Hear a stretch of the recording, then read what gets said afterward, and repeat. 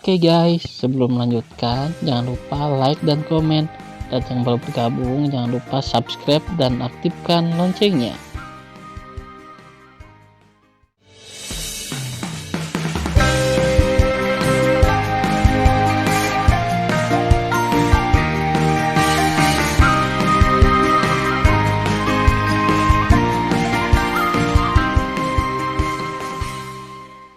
Episode 65. Melanjutkan cerita sebelumnya. Pada saat berikutnya, di mata terkejut Sen Subing, Tuo Baiying, Fang Ziqing, Xuan Yuan Haokong dan lainnya, mereka melihat panah mata Tianxuan dengan napas terdingin terbang keluar dari mata Xuan Yuan Ruo, mengintegrasikan dua aliran dalam kehampaan. Aliran pertama, yang terdiri dari ribuan anak panah Tianxuan, tiba-tiba menembak ke arah kapak Tiandao yang terbelah 10.000 kaki. Kepulan. Ah, Tuan, tolong aku. Ribuan pedang es Tianxuan menembus kapak-kapak Tiandao dalam teriakan kapak tua.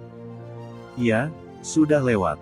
Saat ini, sebagai senjata Tao kelas atas, kapak surga terbelah rapuh seperti keramik di hadapan panah mata Tianxuan.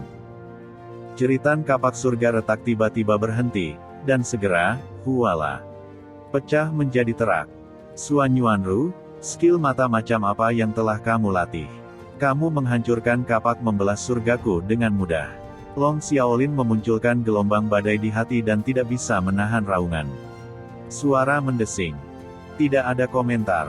Pada saat ini, Xuan Yuan, berlutut di salju, bangkit di udara dengan sudut rok terbang, memandang Long Xiaolin dalam kehampaan dengan dingin, dan berkata-kata demi kata, hari ini adalah akhirmu.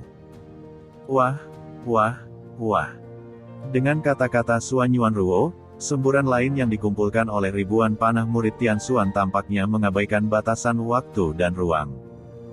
Dalam sekejap, itu meledak ke dalam kehampaan dan muncul di langit. 100 meter di depan Long Xiaolin.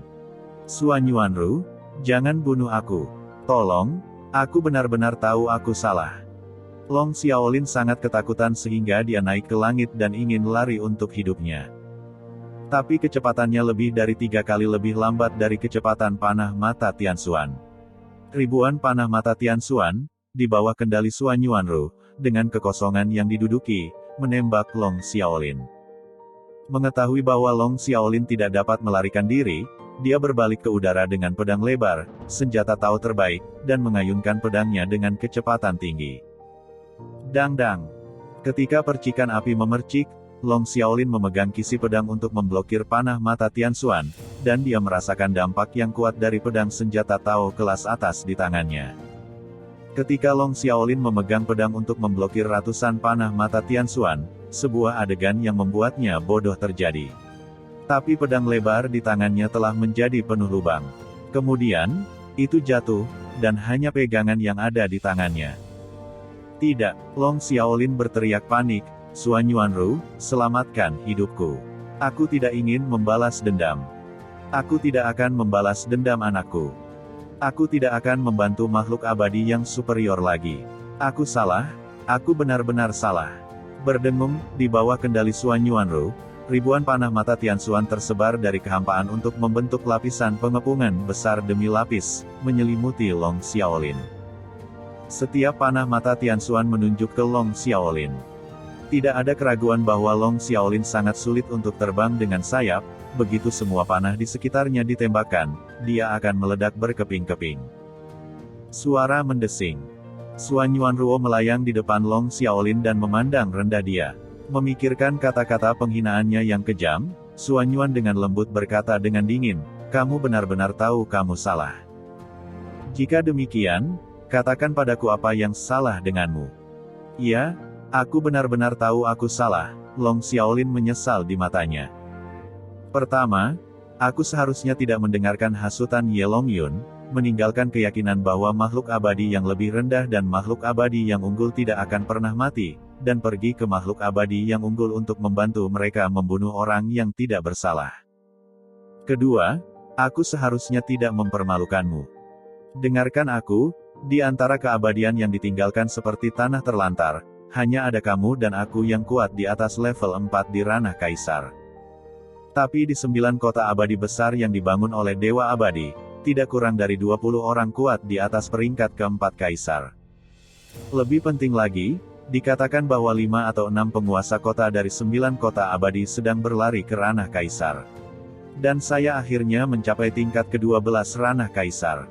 Selama Anda mengampuni saya akan berubah pikiran dan memimpin keabadian ditinggalkan untuk bertarung demi makhluk abadi yang lebih rendah. Pada saat ini, apa yang Long Xiaolin katakan adalah kebenaran yang tulus dan menakjubkan. Namun, dia tidak tahu bahwa alasan mengapa Xuan Yuanru memberitahunya begitu banyak hanya karena dia tidak ingin dia mati terlalu mudah. Sebelum dia mati, biarkan dia merasakan perasaan pergi dari neraka ke surga, dan kemudian dengan kejam mendorongnya ke neraka. Kau benar, aku benar-benar membutuhkan seseorang sepertimu untuk membantuku. Xuan Yuanru berkata, berlutut dan bersujud kepadaku 3 kali untuk meminta maaf, dan aku tidak akan membunuhmu. Long Xiaolin, yang mengambil nyawanya, berlutut di udara dengan mata bersyukur ke arah Xuan Yuanru, bersujud dan mengaku. Yah, bangun. Mulut lembut Xuan Yuan naik sedikit, yang merupakan seringai lucu. Saat Xiaolin berdiri, tiba-tiba, di antara ribuan anak panah Tian Xuan miliknya, 4 di antaranya meledak ke lengan dan lutut Long Xiaolin tanpa peringatan. Ah! Lenganku, kakiku. Xuan Yuanru, bagaimana kamu bisa kembali? Dengan ratapan dan pertanyaan Long Xiaolin seperti pembantaian babi, lutut dan sikunya pecah berkeping-keping dalam ledakan panah mata Tian Xuan. Tuan Kota Long, Tuan Kota tidak mengingkari janjinya. Aku tidak membunuhmu, kan? Xuan Yuanru tiba-tiba tampak seperti seorang ratu yang memainkan Long Xiaolin dengan tepuk tangan. Nada acuh tak acuhnya membuat orang bergidik. Dengan lambaian lembut lengan batu gioknya, ribuan panah es gelap yang diselimuti Long Xiaolin runtuh. Bang!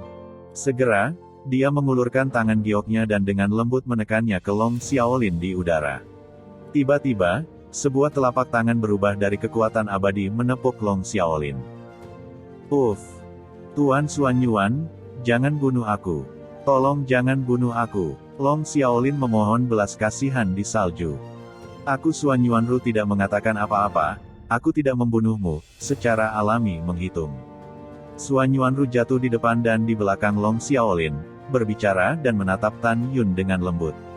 Namun, itu tidak berarti bahwa seseorang akan rela membiarkanmu pergi. Tan Yun mengambil langkah di udara dan muncul di depan Long Xiaolin.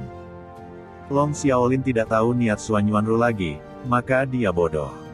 Xuan Yuanru, kamu tercela. Tanpa menunggu lama kata-kata Xiaolin, Tan Yun memasukkan pedangnya ke mulut Long Xiaolin dan mematahkan lidah dan giginya. Long Xiaolin memelototi Tan Yun dan mencicit. Dia tidak tahu apa yang ingin dia ungkapkan. Sambil menangis, Tan Yun mengangkat kakinya dan meremukkan tubuh bagian bawah Long Xiaolin, mencibir, sudah kubilang, Su Bing atau Ruer semuanya adalah wanita Tan Yunku. Konsekuensi dari berani memikirkan mereka sebelumnya adalah kamu akan menjadi sia-sia ketika kamu mati. Juga, saya katakan, tempat Anda yang salah jauh lebih dari sekadar berlindung pada makhluk abadi yang unggul untuk membantu tirani. Kesalahan terbesarmu adalah membiarkan lebih dari 4 miliar makhluk abadi yang lebih rendah mengikutimu dan menjadi anjing yang berlari dari makhluk abadi yang unggul.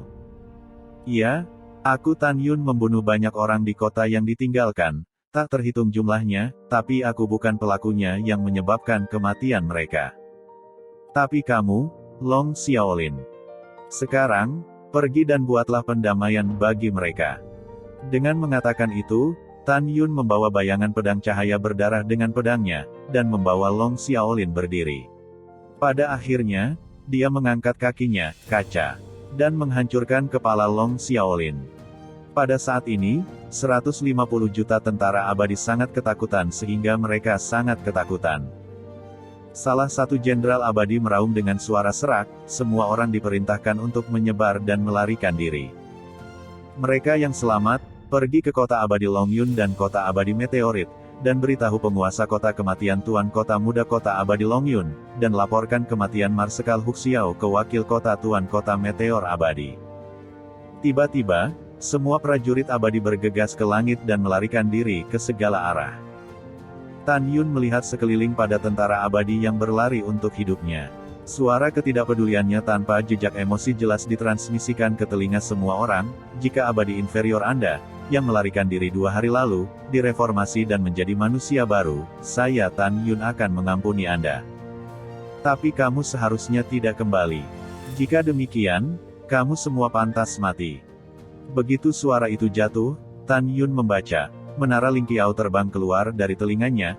Kera tua, pria besar, Moer, Xiaobai, raja dari 8 klan, bunuh bersamaku. Dengan itu, Tan Yun bergegas menuju musuh di udara. 12 binatang terbang keluar dari menara Lingqiao dan membantai musuh yang berlari untuk hidup mereka. Di menara, Sen Subing dan yang lainnya juga terbang keluar dari parit. Jika kamu tidak bisa melarikan diri, sembunyikan. Jangan bunuh aku, maafkan aku. Lepaskan hidupku, aku tahu aku salah. Petik 2. Ketakutan, memohon belas kasihan, Del mengandung berbagai suara emosional, berlama-lama di langit untuk waktu yang lama. Crash. Darah menodai udara, dan tubuh-tubuh jatuh ke dalam kehampaan dan jatuh ke salju. Pembantaian. Untuk melarikan diri. Selanjutnya, Tan Yun, Suan Yuanru, Sen Subing dan lainnya membutuhkan waktu 2 jam untuk membunuh. Mereka tidak kembali ke kota abadi Suan Yuan sampai tidak ada seorang pun di langit. Apakah 150 juta makhluk abadi telah dibantai? Tidak. Sama sekali tidak.